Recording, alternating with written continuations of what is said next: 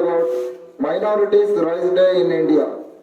The Minorities' Rights Day is celebrated on 18th December every year. This day is observed to preserve the rights of the minority groups in India. The India is also celebrated to bring better awareness and understanding about the religious minorities in the country. The true hallmark of democracy prevailing in a country is given by providing equal rights to minorities. Educated people about the rights of minority communities is vital to ensure their safety in India. The United Nations declared the statement on the individual's right belonging to religious or linguistic, national or ethnic minorities on 18th December of 1992. It was the beginning of 2006 when the Ministry of Minority Affairs was established. The communities that have been notified as minorities in India are Christians, Muslims, Sikhs, Zoroastrians, Jains and Buddhists.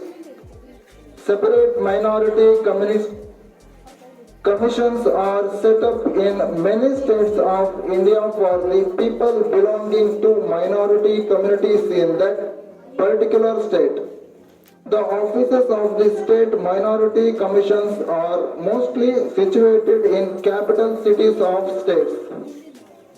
The fundamental human rights that every individual deserves, especially those belonging to the minority communities, are called minority rights. Minority rights are an integral part of the international human rights law. The objective behind the announcement of 1992 by United Nations that minority identities belonging to various cultural or backgrounds must be respected, protected and preserved. The policies generated by the Ministry regarding the planning, coordination, evaluation and review of the development program for the benefit of minority communities. The state in India where the minority habitat majorly is Jammu and Kashmir, Nagaland, Lakshadweep, Mizoram, Meghalaya, Ladakh, Arunachal and Manipur.